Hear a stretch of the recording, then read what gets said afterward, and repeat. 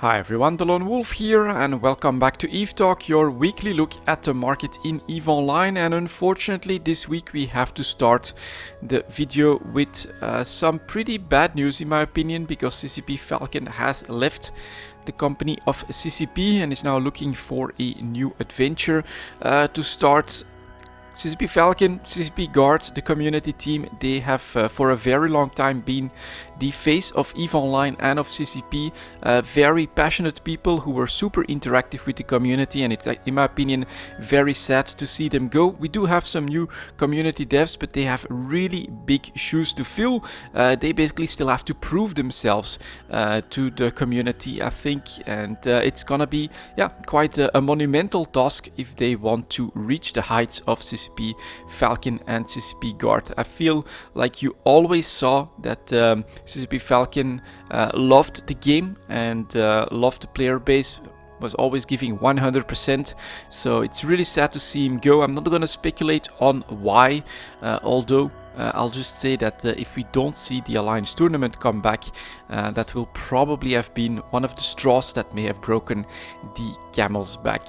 I definitely wish everyone involved, both CCP Guard, CCP Falcon of course, who now have left the company and are looking for new adventures, the best of luck, but the same to the new community devs. They have big shoes to fill, but if they're just as passionate about EVE Online as Guard and Falcon were, and probably still are, then I think they'll be just fine. Next up, let's take a quick look at the New Eden store as well and see what's happening here. Nothing too special. Bundles are front and center. SOE ships look really great. Quite a few Triglavians as well. Oh, that's actually Concord Firewatch. Here we get Triglavians, here we get Triglavians.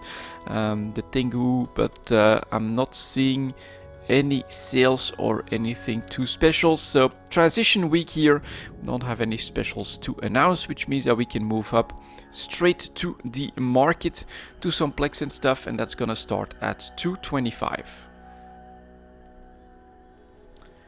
Like that. As always, we will get started with the plex market. You can see that in GTAF 4.4 we are selling them for just shy of 3.7 million, which is a little bit less than last week, interestingly enough, and the buyers are still coming in at just below 3.5 million. If we go to the player-owned trade hubs, we go down about 100,000 discs to just shy of 3.6 million. On the chart, we're basically seeing hesitation, and interestingly enough, we dive back down below the 3.5 million on the average price for plex. That's not something I expected. I thought you could see for almost a month straight we were starting to go up in a pretty sustained manner.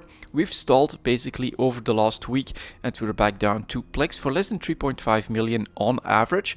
Well, perhaps the fight against bots might still have its impact on all of this as well. We had economic numbers where lots of people were pointing out that, hey, look at all of that extra activity in ratting, might be worrying, might be signs of botting. But I also think that you have to remember that, sure, bots often mine up a storm, but if CCP catches a couple thousand of them in a month and then takes all the ISK away, that's why we actually have negative ISK delta, if I'm not mistaken, why the actual amount of ISK might actually be going down there. The more they actually then confiscate that, you might get inflation numbers on sinks and faucets, but the overall ISK might just be going down, which might be putting this pressure on the plex price down here. Another possibility, of course, is we know from EVE Vegas that there's been no real hype building events or announcements there, so it might just be that the player base is basically in more of a holding pattern and perhaps waiting for the November patch, which does promise to be pretty big. We had a mass test where we looked at the new bookmark system, which I think is super promising. New effect when you go through gates, which looked pretty cool. Did bug out for practically everyone during the test, but that's why we mass test, of course. And then of course we'll have the phase 2 or chapter 2 of the invasion, so I'm really curious to see what the impact is going to be of the November patch. Next up we have the multiple pilot train certificate. That one is going up in the last week, also a little bit of hesitation at the tail end, but let's see if sellers across the board are above 1.5 billion. Yes, they are. Buyers are above 1.4 billion, at least the first one, and here you can see 1.4, 1.5 1.3, below 1.3, 1.25, 1.15, 1 billion. It goes down very quickly on the buy side, but that's because the volumes are very low at the moment for the multiple pilot training certificates. I guess that we still kind of have to absorb a bit of all of this volume, and that almost no one is interested in buying at the current price, expecting that maybe another sale could push us back down or something like that. Kind of weird to see this, after this sale here, driving the price down from 2 billion to 1.5 billion, that we actually have not recovered in price by any significant amount. So maybe this is actually a little bit of a catch-up here. We will see. Of course, this might just be tied to the same hesitation that Plex has done, but I mean, here we do see a bit of a sale, but it's not as massive, and Plex does tend to recover from sales. You can see that the volumes go back to, well, actually they're going down in the last bit. They're pretty obviously going down. Most of the year we've been well above 1.25 million a day in units, and now look at that, on quite a few days we're below that. That's an interesting bit of information. I think the volumes on Plex are down pretty significantly, and so the multiple pilot training certificate actually have not moved during this period either, despite the fact that a sale normally has like a big momentary impact in the training certificates because the volumes are so low there. We still have the skill extractors to take a look at. Those are flat right on 400 million ISK, so 401 million for the sellers, 379 for the buyers. Let's take a quick look if there's buyers outside. It is 395 for one of them, and then it's 380. Okay, so that doesn't change that much, but we'll keep this filter up.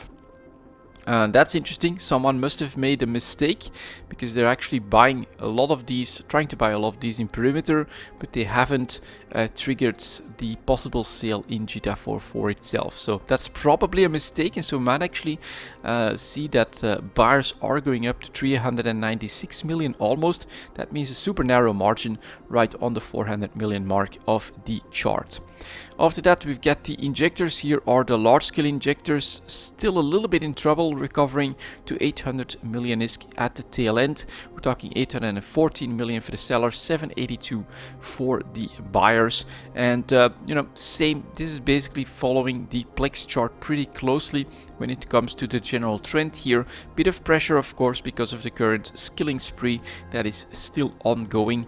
And then this dip here might actually, this dip below 800 million, I'm going to say, might actually be because of the login rewards that gave us even more SP to play with. Next up, we have the small scale injector. That one is actually still under pressure, continued pressure for at least 3 weeks at this point, and diving below 160 million on the chart. Sellers are forced down to 163 million, 165 in GTA, so hardly a difference between GTA and perimeter at this point. Buyers are down to 153, and it looks like from this average chart that quite often people don't have the patience for a 160 plus sale, and they actually go straight to these buyers. That's pretty interesting that we actually do see a drop off to at least a 6-month low, almost a 1-year low, although we did start the year quite a bit lower at close to 140 million ISK, so we still have a ways to go to catch up, but within a month or so this will actually look like a very interesting chart if inflation basically starts back up, if hype comes back, and I think that the Plex chart is going to be super important for that one. And then finally we have the daily alpha injector. You can see from these volumes that we are talking sales, but on the other hand we're also talking very close to 1-year low points. 41 million for the sellers, 33 million for the buyers. If you want to make an investment right now in the Plex category, it's gotta be daily alpha injectors. Big dive down on not even that big volumes, second leg down, very close to 1-year low point. I don't think CCP is gonna be pushing it even lower, so I would try to grab them now as close as possible to these 33 million.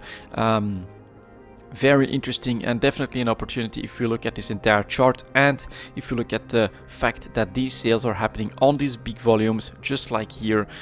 If let's say that we are back in this place, you could have bought these for less than 40 million ISK, sold them for 70, you're back in that very same spot right now, and it is due to CCP intervention through sales. It's pretty obvious from these volumes. So this is not like a market trend, which with Plex it's a little bit harder to say that we are right in this place, because CCP has been doing sales. For the daily alpha injectors, it is pretty obviously so.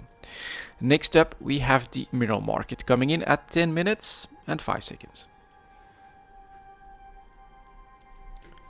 Like that, and as always we will start with titanium. You may have seen it from the ticker already. We actually have a pretty sizable move up after the big loss from 7 ISK down to 5 ISK after the blackout ended. We are actually slightly recovering here, which means that sellers are back up to, let's go to the GTAS station here, 577. All right, trying to make its way back to 6 ISK, which is, well, not great, but not a bad price anymore. So this is starting to feel okay. And then the buyers are at 527. At least they are up substantially above 5 ISK. So I would say that titanium is in a bit of a recovery all of a sudden after a sharp decline with the Nasdaq blackout. You can also clearly see the volume increases here. So quite a bit of dumping happening through the month of October. And now how long will this continue? That's hard to say. I don't think we'll get back to 7 ISK anytime soon. But if we can make our way back to 6, then I think that that's a very generous price and a pretty good price for titanium to go back out there to grab it and to try to sell it at. Next up, we have the pyrite market that is well doing seesaw movement between 4.5 and 5 ISK. For this week, it's definitely at a high end here, 528, in fact almost 5.3 ISK for the sellers, 484 for the buyers. Volumes and supply are healthy, but nothing too crazy. We still have an older order of 2.2 billion units at 563 though, so it looks like we still have quite a bit of room to actually go up slightly. So not bad for pyrite, and for the first year here we're actually seeing a trend of recovery down from up from 3 ISK to 5 ISK for pyrite. It's still, historically speaking, a terrible price. And unfortunately, what this might just show is that while minerals have hit a bottom, the increase in price I don't think is due to like lower supplies or anything like that. You get a little bit of jitters here, probably due to the blackout, but other than that, it's basically inflation in the game that is starting to show its impact on these mineral prices, in my opinion. After that, we have Mexalon, which is actually still struggling. Went down to 40 ISK, recovered a little bit, but you can see that the pressure is back on for this one. 41 ISK for the sellers, 37 ISK for the buyers. Obviously very close to a 1-year low point, and well, the loser here is the one mineral that has basically maintained a price average that is close to its historical average, despite all the changes to mining, to the Rorcal, to the Orca, to the ore compositions and all of that stuff like a couple of years ago, which is the reason why we have this pyrite chart starting so low. And so the one that held on the best is now actually the victim of its success, of course. I think things are basically normalizing across the board, and Nosek, which has always had Mexalon as the bottleneck, is basically now managing to find ways to create more Mexalon, probably through selective moon mining at this point, which means that well, if almost every mineral has had to give up quite a bit of a price range from its historical price across the board, Mexalon is now the one that has to do this. After that, we've got Isogen, actually not good, and this started the year at 15 ISK, which was terrible. I mean, you have to imagine that Isogen, I think, used to be worth like 150 ISK, so like 10 times the price. The biggest victim after pyrite from all of the changes to mining has been Isogen, which has been doing decently well across the year to basically hold on to that 15 ISK, and then to see it at the tail end dive back down to 1-year low point, went to 12.5 ISK, is now selling for 14, but buyers are at 12.83. That is still obviously a massively oversupplied mineral, and so yeah, that puts this pyrite increase actually in perspective. Perhaps we went too low here, but it's like a very slow 1-year increase in price. So I don't know, maybe it's just indeed supplies that people are saying, why the hell would I be mining for pyrite when I can mine for pretty much anything else, and that we're starting to see that show up. And now we are in this crazy situation where pyrite is cheaper still than titanium. uranium, well, basically at the same price range. And then only a third, not even a third of the price of Isogen, which is like a very, very crazy situation if you played EVE Online like 4 or 5 years ago. After that we get Noxium, which is also suffering. Noxium actually also a victim from like 4 or 5 years ago to all the mineral changes. Used to be worth what, 1100 disc, I think, at least 1500 on spikes, went down to 300 disc, and then had actually like a very good year even before this, that where it managed to hold on to the 300 disc range pretty well. Here at the tail end, unfortunately, also starting with the blackout, decreasing in price substantially, and we're now trading this for less than 250 ISK. It's 234 for the sellers, 228 for the buyers. That is very cheap as well, and close to a 1-year low point.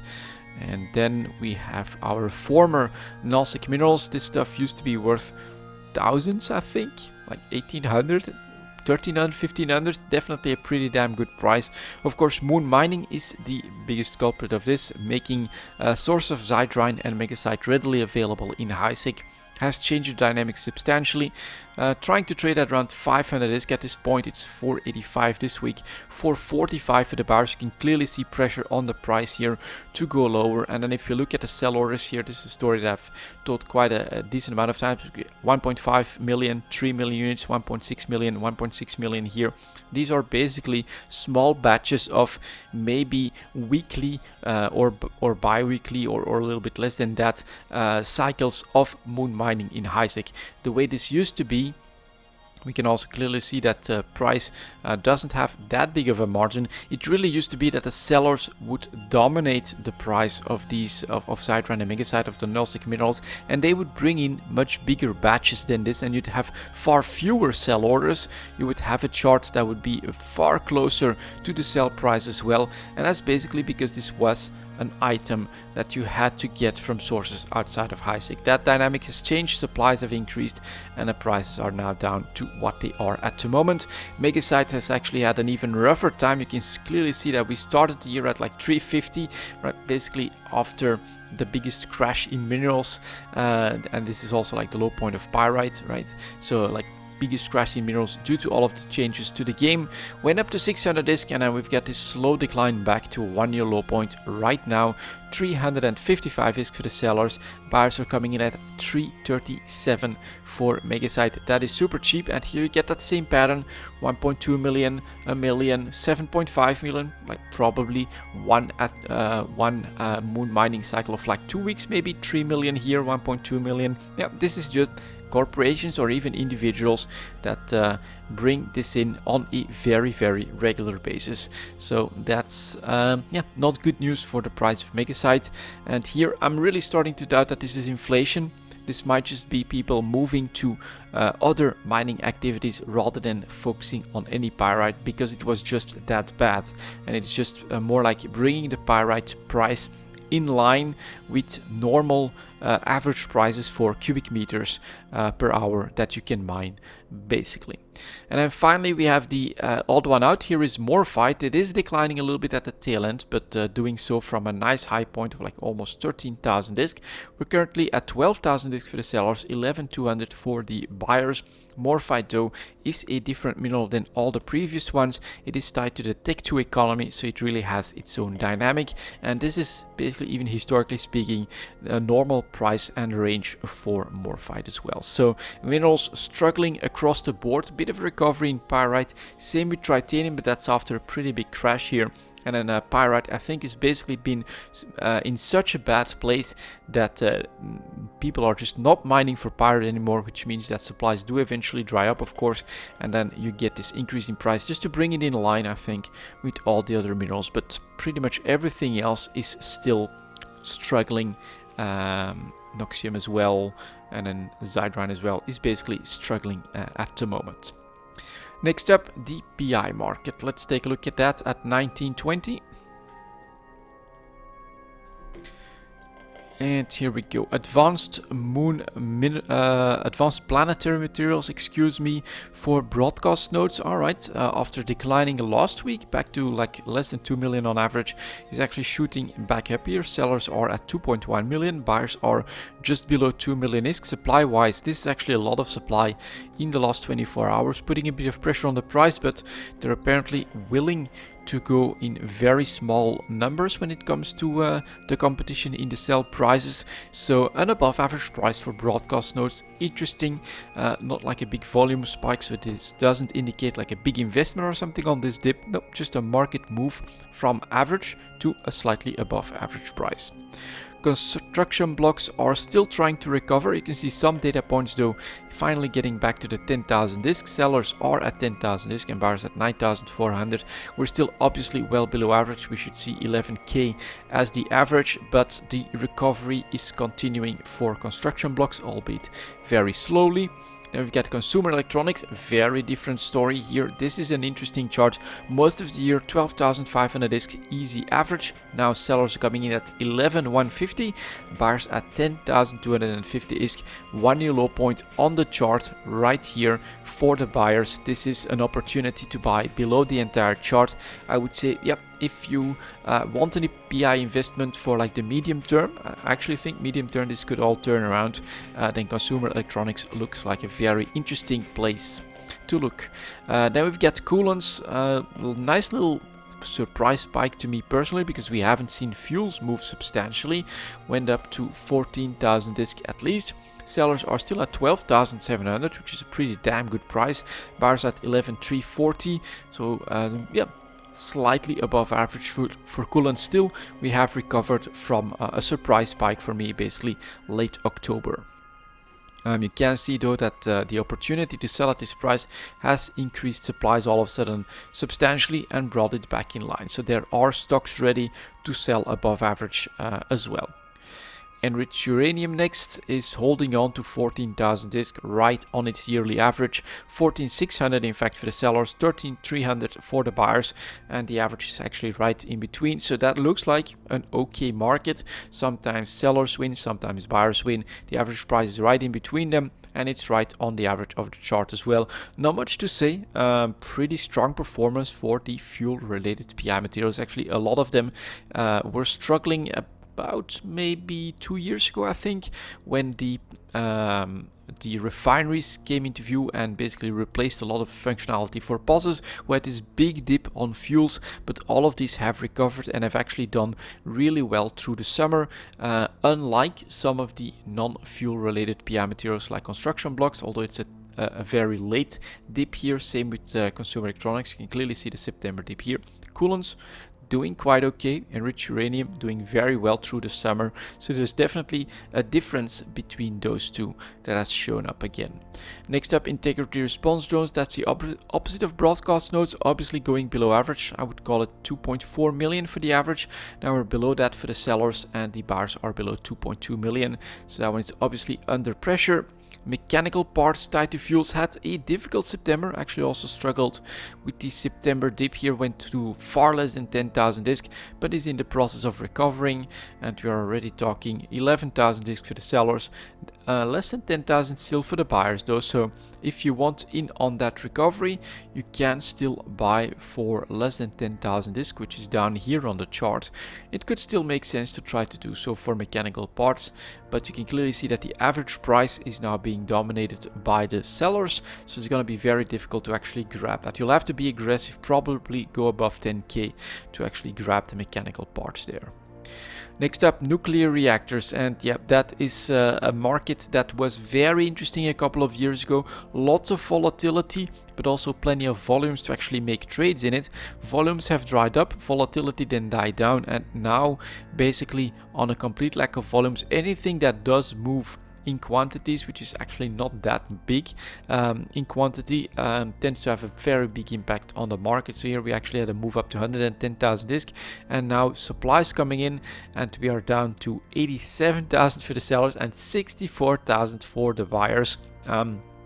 This of course looks very interesting if you've got a very big horizon and you're basically looking for something to divest in, right? To just have something different that might just make you quite a bit of risk, like longer term, I would say. Medium term, I don't see a reason why nuclear reactors would recover or would increase in volumes to actually see some more regular trading in it. Then yeah, just try to put up that very aggressive buy order and hope that it triggers. I mean, if you can buy for 64,000 disk, that's all the way down here on the chart, and apparently sometimes people do actually sell to those prices.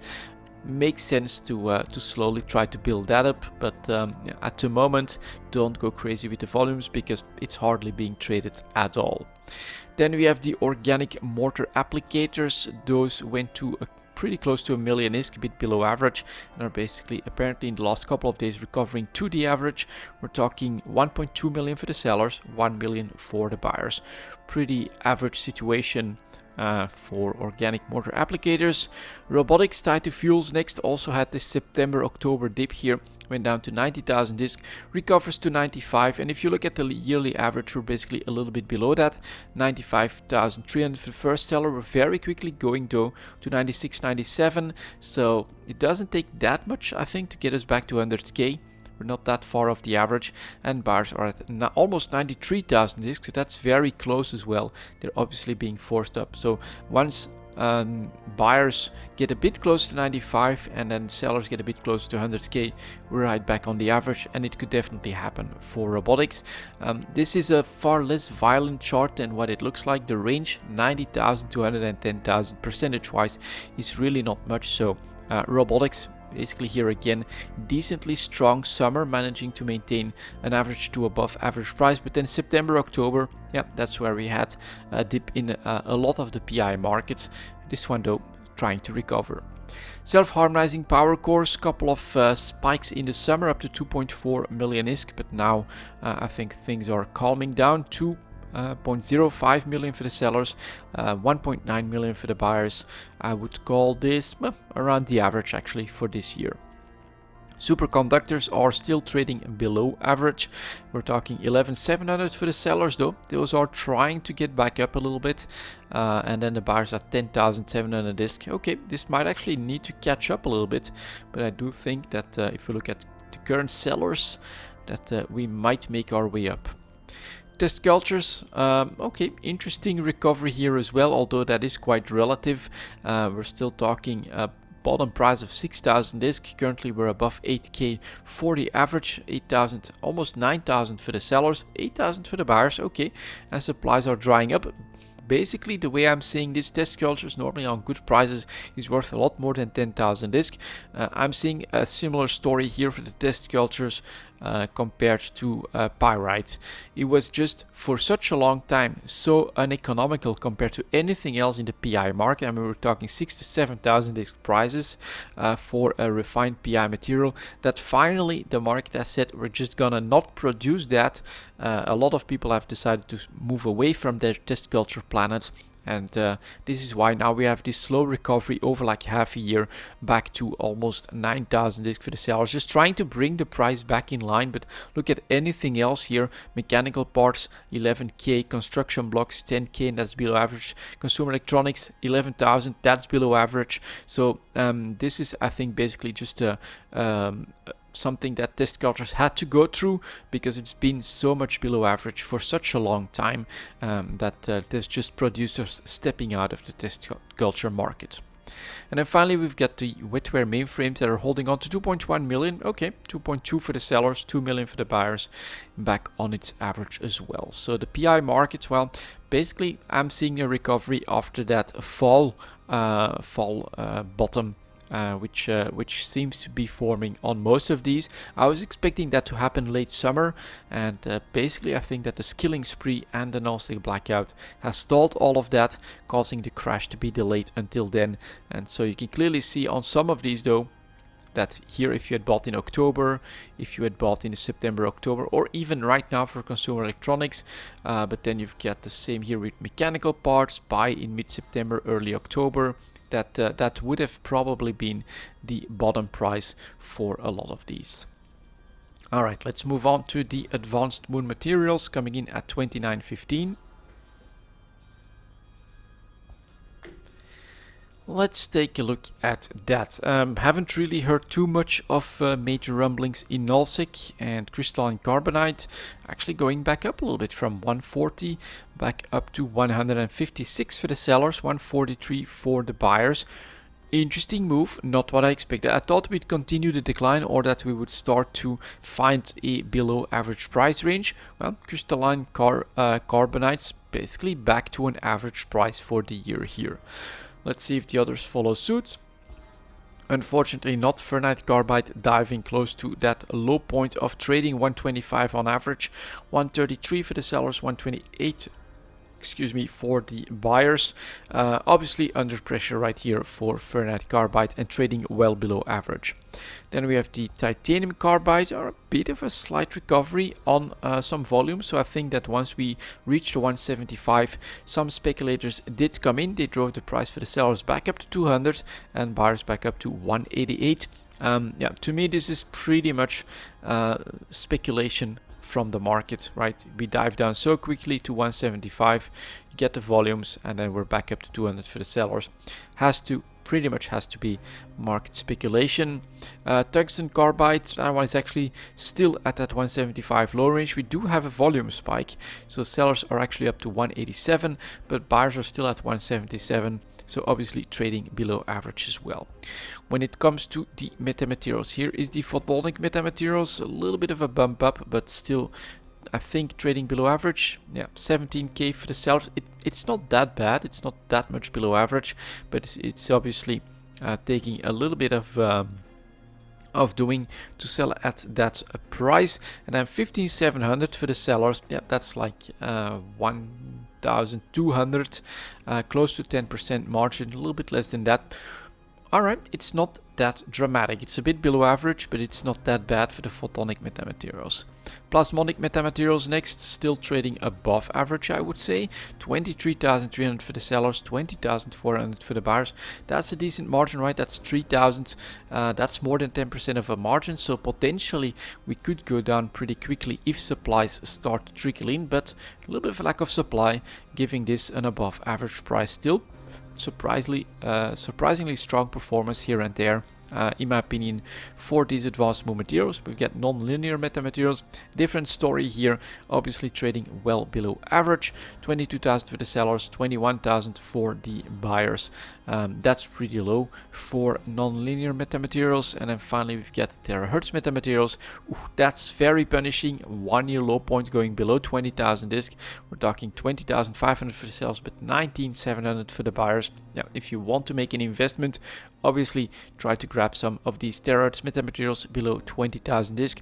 Normal trade range 23 to 25,000 disk should be possible. That's already looking like a 25% possible margin. That's something I think that is worth looking into. But a very mixed picture in my opinion. A bit of a bump back, crystalline carbonite. A lot of these metamaterials, like here and here, holding on to really good prices. So let's take a look at the rest of these advanced moon materials. Here is the fermionic condensate. Went to 1 year low point, volume increase back to a below average price. Again, speculators do keep an eye on this as well, of course. 90,000 is for the sellers, almost 85,000 is for the buyers. Yeah, basically back to that lower end of the trade range right now. Ferrogel, 1 year low point, still some volume spikes, so people are starting to buy some of that ferrogel, but they're doing so in a way that is not moving the price. 43,000 for the sellers, 41,000 for the buyers. Very cheap at the moment. Fullerites, alright, look at that. Fullerites had this slow decline away from 1,000 disk for a couple of months, and then look at this, not even on big volume changes, back up above 1,000 disk. 1,000 for the sellers, 986 for the buyers, back on its average, and a bit of a surprise bump here, counter to everything else that we've seen that's been declining substantially, including Fullerites that just basically went down for almost 2 months straight. Hypersynaptic fibers went to 1 year low point, a bit of recovery, so this is the same story there. 11k for the first seller. Most are starting to edge to 12,000. Buyers are at around 11,000 ISK, so well below average still. Nano transistors. Alright, this is the surprisingly strong performance on complete lack of supply. Managed to command a price of 6,000 ISK for most of the summer and fall. That was pretty impressive, but here at the tail end we're finally dropping off a little bit on indeed more supply. We have not been able to scroll on the sellers for nano transistors for quite a while. It's 5,800 for the sellers, 5,300 for the buyers. That is still a well above average price, but it's obvious that supply has finally found its way to the nano transistor market, which has been the odd one out for the other materials. Then we get phenolic composites trying to trade for around 2,000 ISK, yeah, a bit below that for the sellers, 1,900 to 1,800 for the buyers. This one basically recovered a little bit. Is it on this volume spike? Probably. So it went to a very low point, bit of recovery on some increased volumes, and now still well below average with, I think, quite a bit of room to go back down, unfortunately, because of the lack of buyers there. And then finally we've got the ceramic fibers that are also back to a 1-year low point. Yep, the pressure is obviously visible. 377 for the sellers, 350 for the buyers, and already we can see the volume spike, so people are taking their positions in the ceramic fiber market as well. If you can buy this for around, well, let's say even 350 at this point, an aggressive buy order, 350, 355, normal price 450 to 500, that's already a pretty juicy margin as well. So yeah, mixed picture in the advanced materials, couple of opportunities, and I think we can tell from at least some of these that investors do look at these opportunities and actually yeah, try to snag them. So definitely not a dead market either. Next up, the Tech 2 ship market coming in at 3610. Like that. Let's get started as always with the Aries, which I think last week recovered already and is now basically flat at 27.5 million. Yeah, a bit below that for the sellers, 503 of them. There is quite a bit of supply coming in, 26 million for the buyers. Bit of a recovery, and we're basically still staying at that average price for the Aries. The opportunity, late October, you could have bought these for well below 25 million. Then we get the Basilisk, continuing decline. This is very surprising, but the average prices are now obviously at a 1-year low point, heading for 180, 190 million for the sellers, 170 million for the buyers. Yeah. An even more interesting week than the last 2 weeks when it comes to trying to grab a Basilisk that is gonna make you a bit of profit on a sale at the normal price, and even at the good price, 250, 280. Yeah, if you can buy them for 170, that would be a very nice profit margin. This is a super interesting chart, of course, but the volumes are quite down as well, so be careful. It might not be easy to grab something from the buy orders. You may need to be a bit aggressive with your price, but you can obviously grab some very cheap Basilisks at the moment. So opportunity, yeah, third week in a row to my surprise. Cerberus, different story, went to that 1-year low point as well, but recovered already. 240 million for the sellers, almost 239, and then 212 for the buyers. That's still a pretty wide margin, so buy opportunities do exist in the Tech 2 market, but they're not always as pronounced as what we're seeing with the Basilisk here. The Cerberus, yeah, bouncing back. I think once the sell price go low enough, buyers drop off a little bit, then you get some people trying to grab quite a few of these cheap Cerberi and moving the price, average price, back up. Then the Crow also recovered. All right, 30 million, really? 30 million for the sellers, 562 though, that's a lot of them on this quantity, and then the buyers are up well above 25 million here. So same thing here. Nah, not really, actually, not really a very pronounced bottom for the Crow, but recovered back to 30 million on average. The Guardian is slightly recovering. All right, staying well above 200 million, 234 for the sellers, 188 for the buyers. Massive margin, of course, but this I think shows the opportunity, right? Here you also have this decline for Guardian, couple of months straight, down to less than 200 million ISK. If you could have bought some of these for less than 200, even now you can already try and sell them for 247, 234. So that's pretty interesting and puts the Basilisk chart in perspective, makes it look even more juicy in my opinion. The Heretic, well, the interdictors have been struggling for a very long time, and it's just getting worse and worse for them. 65 million for the sellers, 60 million for the buyers. Basically, the margin keeps getting narrower and narrower, but for the better part of last year, you could have bought Heretics for around 60 million. So if that's an investment you want to make, you still can make it, but really anyone that wants it should have been able to make it by now. Then we get the Hound, slight decline from 25 million, so still under pressure, less than 25 million for the sellers, with decent volumes as well, 45 here, 109 here, that's quite a few ships. Buyers are at 22 million, which is where I made my investment as well, so you can still grab some Hounds for around, well, actually I'm still trying to grab 4 Hounds for around 22 million here, so someone is just still 0.1ing me. But eventually it might still trigger, which would be awesome. Then of course I would have all the stealth bombers at well below average prices, and so the Hound is still struggling, might still trigger, would be cool. The Ishtar is going back down after, well, some quite volatile couple of months here. I think all of this started with the nerf to the Vexor Navy issue, and since then, surprisingly volatile. Ishtar market went down to 190, shoots back up to 250. We're currently back on the downtrend, 220 for the sellers, 210 for the buyers.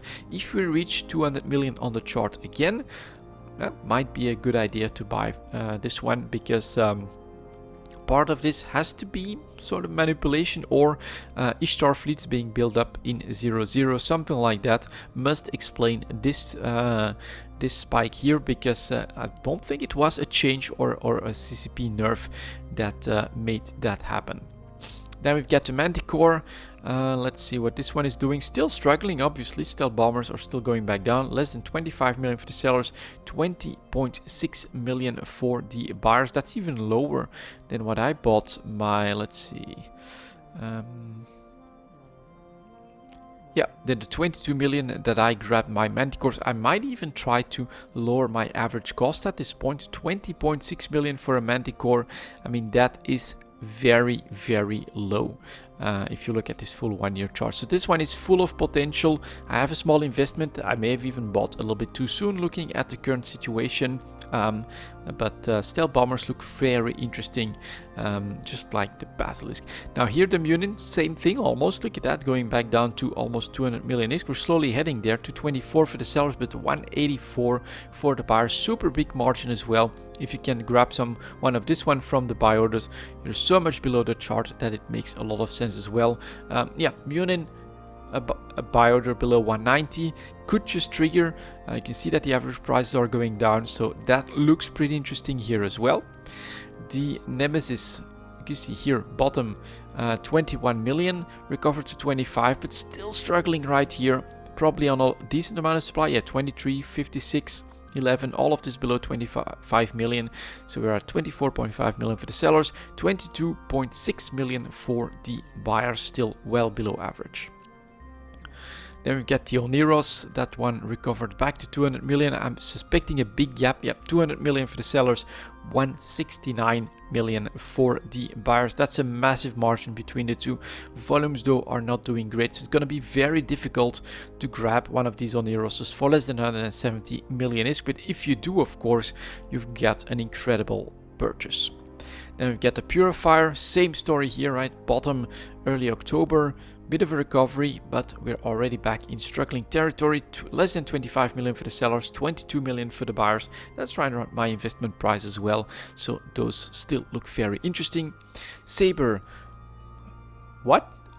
An interdictor that moves up? Now that's a surprise, but it's gotta be seen on this whole chart. Of course, we actually went to 1 year low point for the Saber, average price of 62.5 million. Buyers have been, just like with the Heretic, close to 60 million for most of the year. We're talking 68 million for the sellers, but 59 million for the buyers. So this might look like if, whoa, awesome.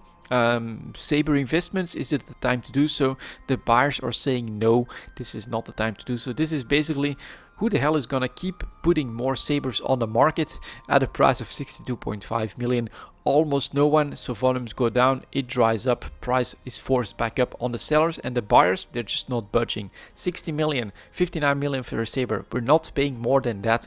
That's how much the interdictors are outside of the meta apparently at the moment, or just crazily oversupplied because no real big fights are happening. It's possible.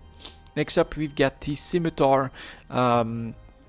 Yeah, not an easy chart to read either. 200 million tends to be the bottom. I think buyers will be well below that again. Yeah, it's 220 for the sellers, 186 for the buyers. So that's that big margin. So it does create opportunities though for investments. And then we get the stiletto. That one is actually holding on pretty well to 30 million, 26.3 million. Not that big of a margin. So that makes for an interesting Tech 2 ship market. Obviously, the basilisk is very pronounced at the 1 year low point, but the stealth bombers, they're still struggling, so you can definitely grab these well below average. Ishtar going back down, look at that volatility. Buy for what is this here, 190, sell for 280. Yep, and then do so again a couple months later, buy for 190 but then sell for 250. I mean, that's some risk that's to be made on this stuff. And then yeah, the stealth bombers struggling, and then on some of the others, even the Munin, very big difference between sellers and buyers. Buyers are super low on the chart. Quite a few investment opportunities in the Tech 2 market, I think. Next up, the Tech 3 market at 45.25. And here in the last couple of weeks we've seen the oversupply specter rear its ugly head, and it looks from this price chart of the Confessor that it is unfortunately not over. 35 million ISK and continued pressure even on the 5-day moving average. We're talking 36 million for the sellers, 31 million now for the buyers. That is quite a bit lower than anything we've seen in most of the year here, and we're still talking 65, 50, 106 down here. That's in the last 2 days. This is still too much supply. 31 million, that's already a decent margin. If we reach 30 million, that's when I would say it's time to take a gamble on this stuff. Right now though, yet another week where, at least in the Confessor market already, we are seeing far more supply than the market can handle. Heckgate, continued downwards pressure as well, although the 5-day moving average is doing some weird stuff at the tail end. We are below 40 million ISK, 39.4 for the sellers, 35.6 for the buyers, so still away from the Confessor, but as a response, 110 here, 140 here, 150 here. That is obviously far more supply than the market can handle. Yet again, I'm seeing continued pressure. If the Confessor might slow down on its decline now, that's only going to mean more pressure on the Heckgate market, in my opinion. Next up, we've got the Jackdaw. Same story here since October. Well below 40 million ISK all of a sudden. We're talking 36.5 million for the sellers, less than 35 million for the buyers, and again here 60, 20, 87, 37, another 55, another 31, and these are the sell orders in the last 24 hours. Full front page driving the Jackdaw even lower. Be careful. Confessor, actually looking at these other prices, 31 million for the buyers, already looks pretty juicy to risk a buy order on, but you know, the knife is falling in the Tech 3 market because of oversupply, so be careful with how you catch it. And then we've got this Vepel, that went well below 40 million actually right here in October. Another dive down here, and currently trading at 34 million for the sellers, less than 31 million for the buyers here. And despite that, that's the big surprise, still we have almost 100 Vepels coming in the last 24 hours. That is more than what we've seen on most days through like the summer, July, May, stuff like that, when we actually could mostly command 40 million as the average price. So oversupply seems to be here on some of these destroyers. We actually are seeing buyers dip out of the market as well, creating buy opportunities at around 31 million ISK. And that's the real gamble, of course. Is this a time to actually snag some cheap Confessors and some cheap Vepels on some winter action? That might be the right move. But you can clearly see that despite these lower prices in the last 24 hours and the volumes are still there, patience might be the right move as well, because we could go even lower. Moving on to the cruisers, we are in a pretty similar situation, right? 1 year low point for the Legion, flat just above 130. 135 for the sellers, 126 for the buyers. The difference being this is oversupplied, but it's just such a small market these days that oversupply can be turned around very quickly. It's not even that many ships that are causing this 1 year low point for the Legion. So here I would be extra careful. I would basically only buy what I plan to fly. Here's the Loki. 145 million for the sellers, 130 for the buyers, and you can see sure there's Lokis available, but it's not like someone is, has brought in 200 Lokis and is starting to dump them at 145, causing this price crash. No, it's just a lack of demand across the board. Then we get a Proteus, right? Same thing, 1 year low point, 130 million. 133 for the sellers, 117.5 for the buyers. That's pretty damn cheap for a Proteus hull, and supply wise 11141. I mean, this is not the same oversupply spectre. This is just complete lack of demand in the market. And then we've got the Tengu, same thing here at 140, probably one of the better PvE ships, right? 143, 132 for the sellers, and here we still see 16, 16, 15. So yeah, just the cruiser market. I would not start to gamble on that one personally. Now, if you want to fly some Tech 3 ships, of course, grab them right now. Even if you don't have the skills, I think it does make sense to at least grab the hull at these super cheap prices. But the thing that I'm seeing is it's probably oversupply in the end that is causing these 1 year low prices. But the problem is, even something like this, it's what is it, 45, 47 Tengus, that is already oversupply, but 47 Tengus is really not that many, and so that is really the problem for the Tech 3 cruiser market right now. It's just completely out of sight for most of the market, and so this could turn around very quickly. But it also remains a pretty big gamble because it's basically, again, ripe for speculation, manipulation, and I'm not sure if I want to invest that much. Still, though, Tengu, 132 million ISK. Look at the chart. Most of the year, 180. Let's do the same here for the Proteus. You're buying these for less than 120 million. 160 should definitely have been possible. Legion is going to be even worse, right? You're buying these for less than 130 million ISK, and here we're talking 180 million as well. And then the Loki, because it's unique, I think it's got bonuses to both armor and shields, so you can really do anything you want with the Loki. You're buying this for 130 million ISK. 200 million has been possible for quite a bit of the year. So yeah, it does look interesting, but I would never go for 10 Lokis or something like that, because I think you're gonna get stuck with that for a pretty damn long time. If you want that kind of speculation, I think the destroyers are in a far better spot. And then we have our extra product for the week, 52.5. And we're gonna continue to take a look at the faction ships. So this week it's gonna be faction cruisers. Let's take a look at that. Faction cruisers. We'll start with the pirate factions. Take a feel of those. Here is the Ashimu. Basically a little bit below average. Sellers are at 63 million, which is around its average. 51.6 million though for the buyers. So that one is basically because of the buyers trading below average, but nothing out of the ordinary there. Cinnabal, that's a nice spike up to 160 million ISK. 167 for the sellers, 151 for the buyers. Sellers above average. My thinking here, Cinnabal is the Angel Cartel cruiser. It's the fastest, and the buff to speed has made it really an exceptionally fast cruiser to fly in, and I think that has basically brought it back to the forefront. It might really have its uses in PvP situation, in roaming fleets, just to to really be the tip of the spear, to catch something faster than ever before in a cruiser. I think that's what people use the Cinnaball for all of a sudden.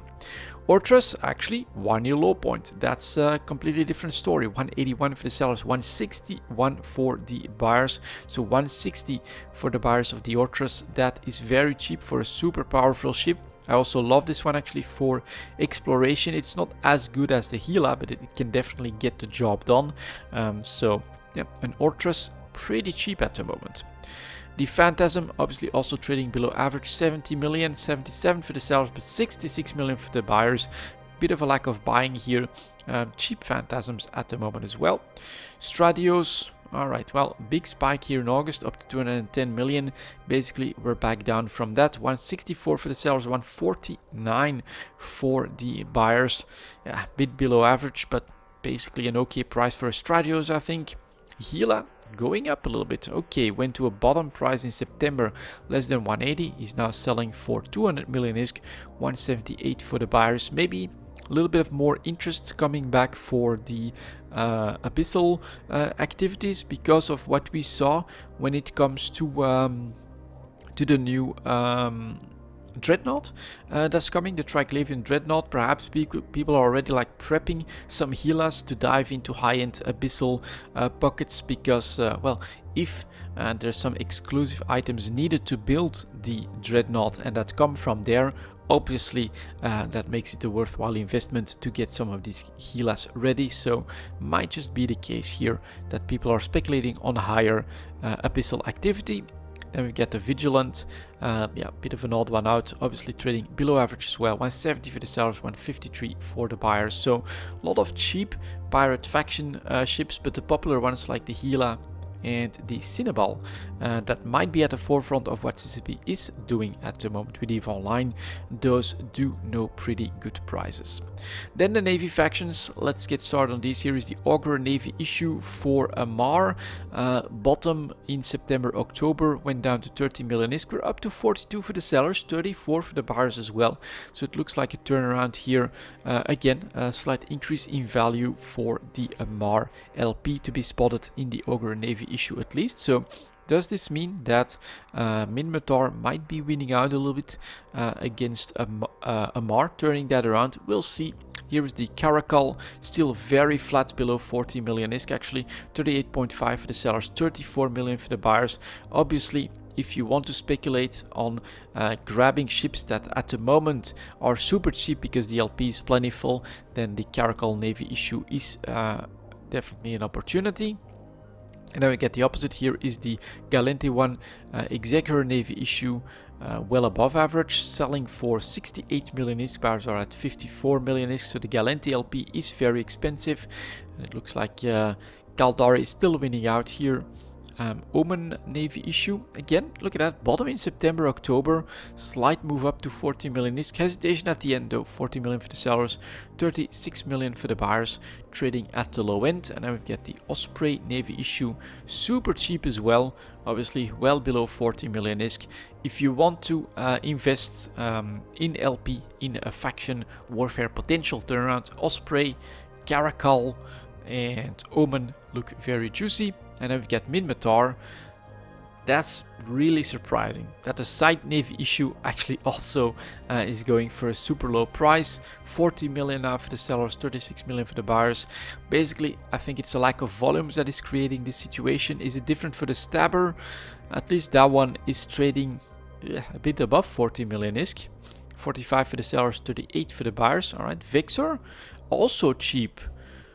Okay, my story is not holding up here. I thought that we were looking at like expensive Galente ships right now. Vexor Navy issue super cheap.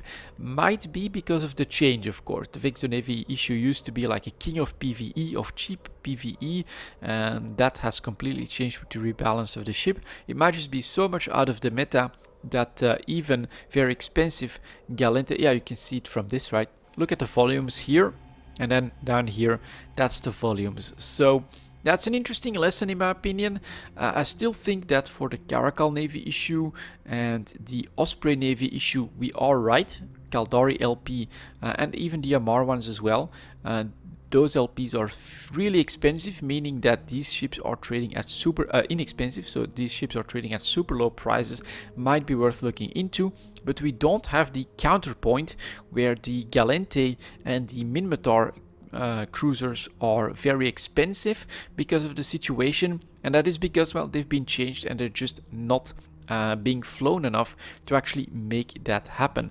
Caracal Navy issue, right? Missiles, drones, awesome ship actually, very high potential exploration platform as well, and that's unusual. We saw that difference very well expressed in the battle cruisers and in the battleships, but the cruiser market is completely out of whack. Just look at this completely drying up of the Vexor Navy issue trading that happened, and so we'll need quite a bit of time, I think, to absorb all of this, and we need maybe like a couple of faction warfare swings before that will show back up in the cruiser market. Interesting, no longer a market that we can then look for to gauge the situation in faction warfare. I definitely think that we'll take a look at the frigates next week to see if we can still spot that there. But this is an important lesson actually. The Vexor Navy issue is down the drain in volumes, and thus the price is not recovering, despite the fact that normally Galente LP should be very expensive. And that's going to be it for this week, guys. Thank you very much for watching, and I'll see you all next time.